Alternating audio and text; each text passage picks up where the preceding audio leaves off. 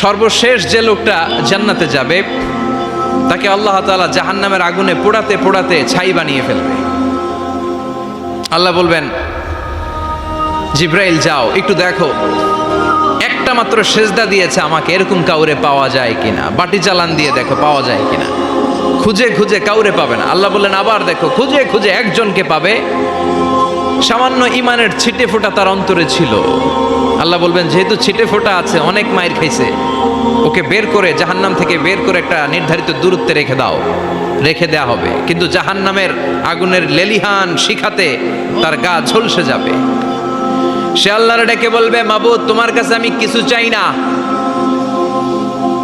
জাহান্নাম থেকে তুমি আমাকে বের করেছো, জীবন নদীর পানি তুমি আমার গায়ের মধ্যে ঢেলে দিয়েছো, আমি আবার সজীবতা ফিরে পেয়েছি। আমি তোমার কাছে জান্নাত চাই না, শুধু নিরাপদ একটা দূরত্বে আমাকে রেখে আসো, যাতে জাহান্নামের আগুন আমারে কষ্ট দিতে না পারে। আল্লাহ আমি কিন্তু তোমার কাছে জান্নাত চাই না। কি চাই না? জান্নাত চাই না, কিন্তু জাহান্নামের আগুন আমারে কষ্ট দিচ্ছে, এতটা দূরত্বে রাখো যাতে জাহান্নামের আগুন আমার গায়ে না লাগে। আল্লাহ বললেন ওকে রাখবো, কিন্তু আমার সাথে একটা কন্ট্রাক্টে যেতে হবে, যে এটা তোমাকে দিলে তুমি আর নতুন করে কিছু চাবা না। সে বলবে আমি রাজি, কন্ট্রাক্ট হয়ে যাবে। আল্লাহ জিব্রাইলরে বলবেন যাও এমন দূরত্বে রাখো যাতে জাহান্নামের আগুন ওরে কষ্ট না দেয়। রেখে আসা হবে, অনেক দিন সে ওখানে আনন্দে থাকবে, আল্লাহ শুকরিয়া করবে। সে মনে মনে বলবে বেঁচে গিয়েছি, আমি বেঁচে গিয়েছি, জীবনে আর কিছু চাই না, জাহান্নাম থেকে আমি বেঁচে গিয়েছি। অনেকদিন থাকার পরে মনে মনে ভাববে বাইসা তো গেছি, কিন্তু নতুন করে একটু ট্রাই করে দেখি, জাহান্নামের সৌন্দর্যের দৃশ্য একটু চোখ দিয়ে অবলোকন করা যায় কিনা। সে আল্লাহরে ডেকে বলবে, আল্লাহ ইনদি সুআল, আমার একটা ফরিয়াদ আছে। কি ফরিয়াদ? আল্লাহ আগেই বলে রাখি, আমি কিন্তু জান্নাতে যেতে চাই না। আল্লাহ বলবেন কি চাও? সে বলবে আল্লাহ তোমার জান্নাতটা তুমি কত সুন্দর করে বানিয়েছো, আমি একটা নজর শুধু দেখতে চাই। জান্নাতের দরজার সামনে নিয়ে যদি আমারে বসিয়ে রাখো, দ্যাটস ইনাফ, আর কিছু চাই না, শুধু জান্নাতের দরজার সামনে। আল্লাহ বললেন তুই না ওয়াদা করেছিস, তুই না চুক্তি করেছিস। সে বলবে আল্লাহ আমারে হতভাগা বানাইয়া তোমার কি লাভ? সুবহানাল্লাহ পড়েন। আমারে তুমি হতভাগা বানিও না। আল্লাহ বলে ঠিক আছে, আবার সিগনেচার কর যে জান্নাতের দরজার সামনে বসিয়ে দিলে আর কিছু চাবি না।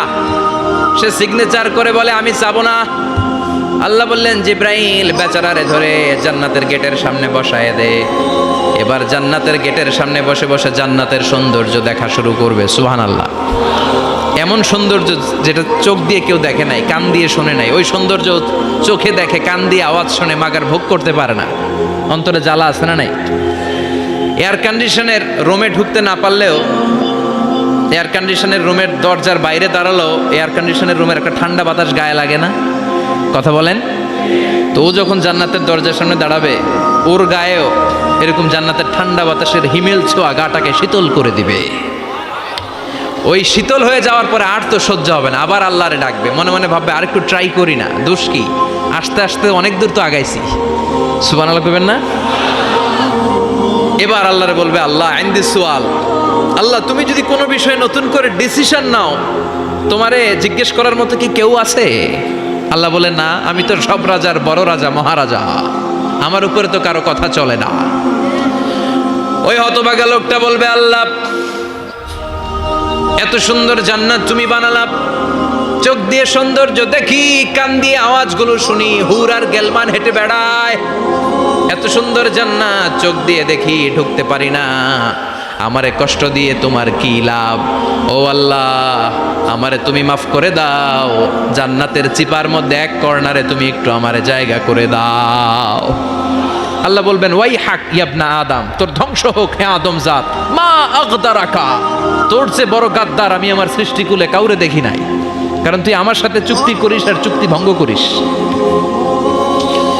আল্লাহর রহমতের দরিয়ায় তখন জোশ খেলে যাবে, ওর আকুতি মিনতি চাহনি আল্লাহর রহমতের দরিয়ার মধ্যে জোশ লাগিয়ে দিবে। আল্লাহর দয়া হয়ে যাবে, মায়া হয়ে যাবে। আল্লাহ বলবেন ঠিক আছে জান্নাতে যা। লোকটা এবার এক দৌড়ে জান্নাতের ভিতরে ঢুকে যাবে। লোকটার দৌড় দেখে আবার লোকটারে আল্লাহ ডেকে বলবে একটু দাঁড়া, একটু দাঁড়া, জান্নাত তো দিছি, তো দৌড় দিলি কেন? সুবহানাল্লাহ কইবেন না? লোকটি বলবে আল্লাহ প্ল্যান তো আমি কম করি নাই, এত চেষ্টার ফলে আমি আসতে পারছি, আবার যদি তুমি বাইর করে দাও, এই জন্য এক দৌড়ে এমন চিপার মধ্যে লুকামো যাতে তুমি আমার না দেখো। আবার আল্লাহর রহমতের দরিয়ায় জোশ খেলে যাবে, আল্লাহ কাছে ডাকবে, কাছে আয়, ও গোলাম তোর কি মনে চায় আমারে বল, আজকে তুই চাইতে থাক, আমি দিতে দিতে তোর মনের সব আশা পূরণ করে দেব। লোকটা খুশি হয়ে বলবে, আল্লাহ আমারে এটা দাও, বাড়ি দাও, গাড়ি দাও, নারী দাও, এটা দাও, ওটা দাও, একের পর এক চাইতে থাকবে, আল্লাহ সব তারে দিতে থাকবে। চাইতে চাইতে লোকটার সব চাওয়া যখন শেষ, সে বলবে, আল্লাহ আর আমার চাওয়ার কিছু নাই। আল্লাহ বলেন, নো, এত তাড়াতাড়ি যে তুমি খেলা শেষ করতে পারবা না মনু, আমার সাথে তোমার এই খেলা আরো লম্বা সময় চলতে হবে, তোমার অনেক কিছু চাইতে হবে। তুই আজকে চাইতে চাইতে তোর সব চাও আমার কাছে বলবি, আর আমি দিতে দিতে তোর জীবন ধন্য করে দেব।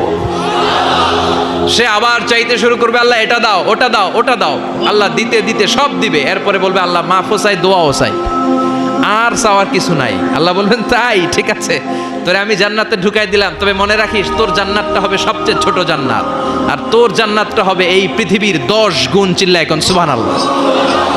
বুখারীর বর্ণনা, আখিরু মান দাখালাল জান্নাহ, যে লোকটা সর্বশেষ অনেক মাইর খাইয়া রিমান্ডে থাকার পরে জান্নাতে ঢুকবে, তার জান্নাতটা যদি পৃথিবীর 10 গুণ হয়, তাহলে আমাদের সবাইরে ফেরদাউসে ঢুকাতে আল্লাহর কোনো সমস্যা আছে? চিল্লায় বলেন, সমস্যা আছে? এজন্য আমরা আল্লাহর কাছে কোন জান্নাত চাই? কথা বলেন। রব্বুল আলামিন বলেন, ওয়াসিকাল্লাযীনা ইত্তাকাউ রাব্বাহুম ইলাল জান্নাতি যুমারা হাত্তা ইযা জাউহা ওয়া ফুতিহাত আবওয়াবুহা ওয়া ক্বালা লাহুম খাজানাতুহা সালামুন আলাইকুম তিবতুম ফাদখুলুহা খালিদিন। সুবহানাল্লাহ পড়েন।